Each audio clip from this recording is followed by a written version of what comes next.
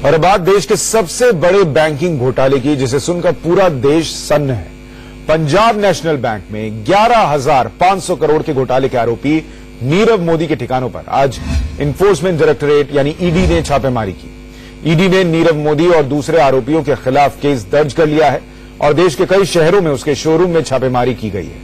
आरोप है कि नीरव मोदी और उसके रिश्तेदारों ने बैंक के अधिकारियों की मिलीभगत से हजारों करोड़ का फ्रॉड किया है।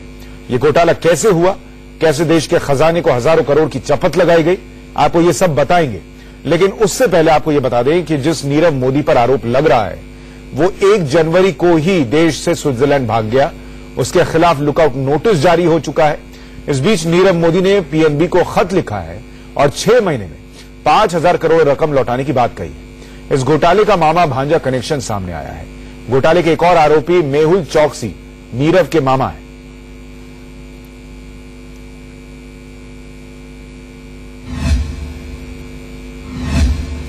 दरअसल आज देश के 3 बड़े शहरों में पीएनबी घोटाले के मुख्य आरोपी नीरव मोदी के जो ठिकाने थे वहां पर छापेमारी की गई। ये छापेमारी प्रवर्तन निदेशालय यानी ईडी के अफसरों ने की है। मुंबई के कुर्ला, बांद्रा, काला घोड़ा और लोअर परेल में नीरव मोदी के जो शोरूम्स थे और दफ्तर में भी ईडी ने कागजातों की पड़ताल की।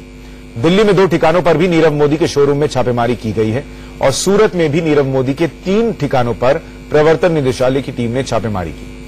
ईडी ने नीरव मोदी समेत दूसरे आरोपियों पर मनी लॉन्ड्रिंग का केस दर्ज करने के बाद छापेमारी की है।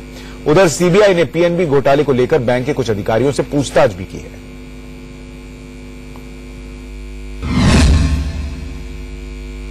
ईडी ने आज दिन में कई जगहों पर नीरव मोदी के शोरूम पर रेड की है। दिल्ली के अंदर ये रेड 2 जगहों पर की गई, डिफेंस कॉलोनी और चाणक्यपुरी। इसके अलावा मुंबई में भी 4 जगहों पर रेड हुई है और सूरत में भी इसी के साथ रेड की गई है। आप ये नीरव मोदी का शोरूम जो डिफेंस कॉलोनी के अंदर मौजूद है डायमंड का, वो देख रहे हैं और एक बड़े कारोबारी हैं, यानी कि दिल्ली की खान मार्केट में और इसके अलावा कई जगह इनके अपने शोरूम है। सूरत में बड़ा बिजनेस है और साथ ही मुंबई के अंदर भी बड़ा बिजनेस नीरव मोदी का है। जो आरोप लग रहे हैं वो बैंक गारंटी का इस्तेमाल कर 11,300 करोड़ रुपए के घपले के आरोप लग रहे हैं कि किस तरीके से पंजाब नेशनल बैंक की बैंक गारंटी का इस्तेमाल किया गया और उसके बाद में 11,300 करोड़ रुपए का घपला इस पूरे मामले में हुआ है।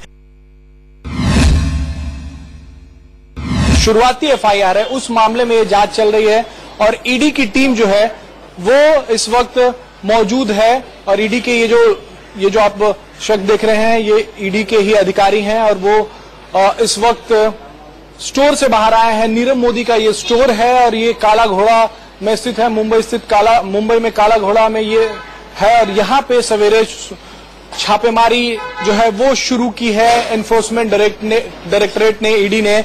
जैसे ही ईडी की टीम यहाँ पहुंची है, तकरीबन 6 से 8 अफसर यहाँ पे छापेमारी करने पहुंचे। उसके बाद जो स्टोर है उसे बंद कर दिया गया है। 280 करोड़ का जो शुरुआती एफआईआर है, घपला है, उसमें ईडी जांच कर रही है। हालांकि अब ये घपला जो है, घोटाला जो है वो बढ़कर 11,400 करोड़ तक पहुंच चुका है।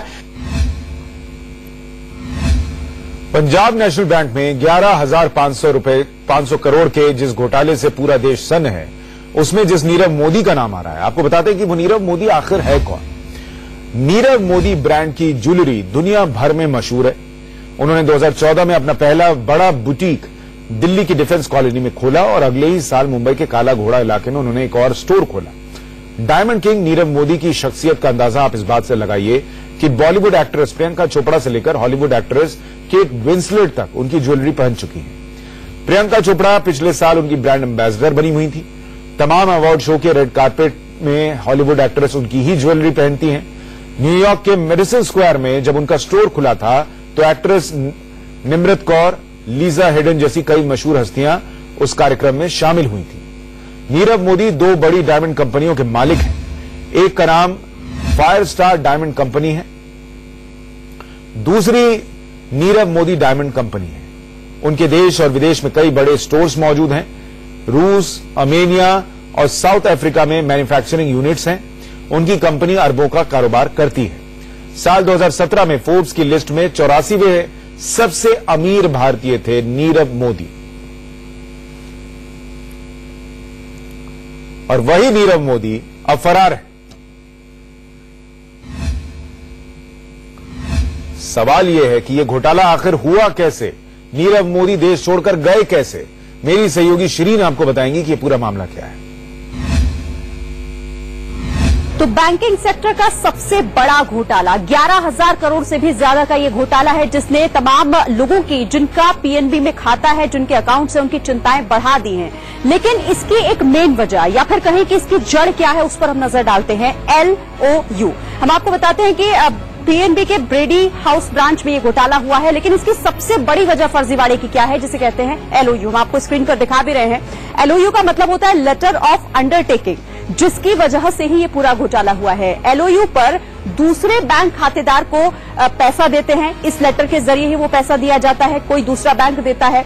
नीरव मोदी, मेहुल चौकसी ने फर्जी तरीके से पीएनबी से इस LOU को हासिल किया था, जिसके जरिए उन्होंने इतना पैसा निकाला, इतना फर्जीवाड़ा किया। पीएनबी LOU देने में ब्रांच के अधिकारी भी शामिल हैं। इसमें यह भी बात सामने आई है, जो ब्रांच के अधिकारी हैं उन्होंने भी इसमें, उनकी मिलीभगत इसमें है। पीएनबी LOU के आधार पर भारतीय बैंकों की विदेशी शाखाओं से इन दोनों ने ही पैसा लिया, नीरव मोदी और मेहुल चौकसी, जिनके बीच मामा और भांजे का कनेक्शन सामने आ रहा है। जनवरी में LOU की मियाद खत्म हो गई, जनवरी तक ही इसकी मियाद थी जो कि खत्म हो गई। उसके बाद भारतीय बैंक की जो विदेशी ब्रांच हैं, उन्हें वो पैसा नहीं मिला और उनकी चिंताएं बढ़ी, जिसके बाद इन बैंकों ने पीएनबी से संपर्क किया, उनसे इस बारे में जानकारी जुटानी चाहिए कि आखिर उनको वो पैसा मिल क्यों नहीं रहा है। पीएनबी के LOU जारी करने की बात पर इस तमाम जो ये पूरा फर्जीवाड़ा हुआ है, बड़ा फर्जीवाड़ा, इसका खुलासा हुआ कि आखिर इतने 1000 करोड़ का घोटाला हुआ है। फिर सीबीआई और ईडी को इस पूरे मामले को दिया गया, जो अब इस पूरे मामले पर जांच कर रही है और तमाम तरीके की अब इसमें जांच कार्रवाई आगे बढ़ भी रही है। पैसे का अंतिम इस्तेमाल कहां पर हुआ है, इस बात की भी कोई जानकारी फिलहाल नहीं मिल पा रही है। तो पूरा जो ये मामला है वो LOU से जुड़ा हुआ है, लेटर ऑफ अंडरटेकिंग, जिसको लेकर अब सवाल भी खड़े हो रहे हैं और जांच भी आगे की जा रही है।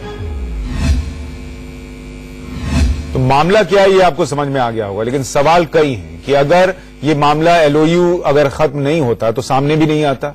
नीरव मोदी देश छोड़कर चला कैसे गया, किसकी वजह से चला गया और कौन कौन इसमें शामिल है, कई सवालों के जवाब अभी मिलने बाकी हैं।